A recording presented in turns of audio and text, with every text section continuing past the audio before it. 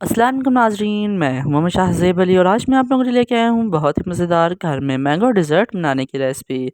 लेकिन इनको बनाना बहुत ही आसान है। ज़्यादा से ज़्यादा 4 से 5 चीज़ों की ज़रूरत होती है और ये बनकर तैयार हो जाती हैं।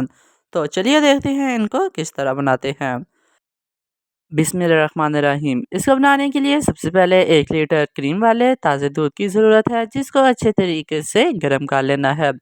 यहाँ पे दूध को फुल बॉयल नहीं करना, सिर्फ हल्का सा ही इसको नीम गर्म करना है। दूध जब नीम गर्म हो जाए तो थोड़ा सा इसको किसी चीज़ में निकाल लेना है। बहुत ज़्यादा नहीं निकालना, बिल्कुल थोड़ा सा ही दूध सिर्फ अलग करना है।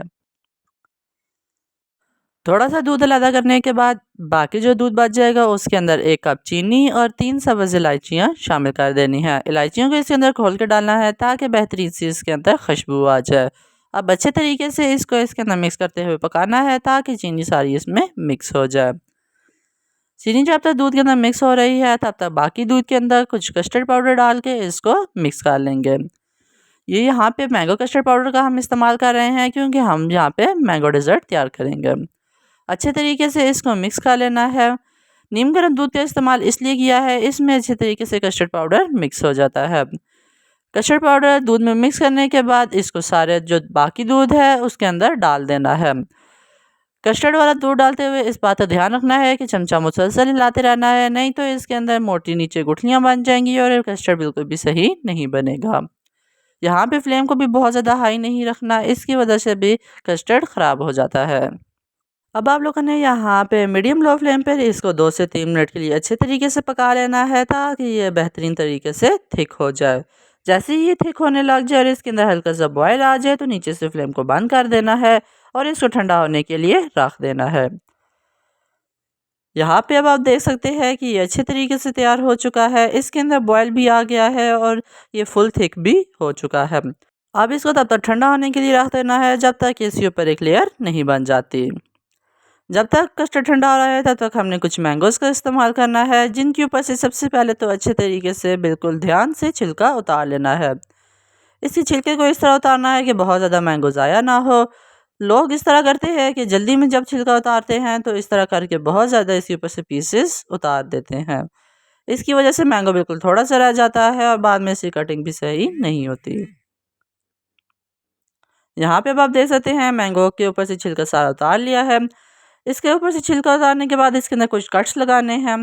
सबसे पहले इसकी लंबाई में कट लगाने हैं, बिल्कुल हल्के से गैप के साथ इसके अंदर काफ़ी सारे कट्स लगा देने हैं। सिर्फ एक ही साइड पे लगाने हैं, हर साइड पे नहीं लगाने। लंबाई वाली साइड से लगाने के बाद अब इसकी चौड़ाई वाली साइड पे लगाने हैं। इसी तरह बिल्कुल हल्के से गैप के साथ इस तरह कट लगाने हैं कि इसके अंदर ये क्यूब्स बच जाएँ। यहाँ पे अब आप देख सकते हैं कि इसके अंदर क्यूब्स बन गए हैं। अब इसकी बिल्कुल हल्की सी ऊपर से करके लेयर उतारते जाने हैं। इससे ये होगा कि बेहतरीन तरीके से क्यूब्स तैयार हो जाएंगे। बहुत ज़्यादा इनके बड़े पीसेस भी नहीं होंगे और बहुत ज़्यादा छोटे पीस भी नहीं हो जाएंगे। यहाँ पे आप देख सकते हैं कि कितने अच्छे तरीके से कटिंग हुई है। इसी तरह सारे मैंगो की कटिंग करने के बाद आप देख सकते हैं कि ये सारे क्यूब्स बन चुके हैं।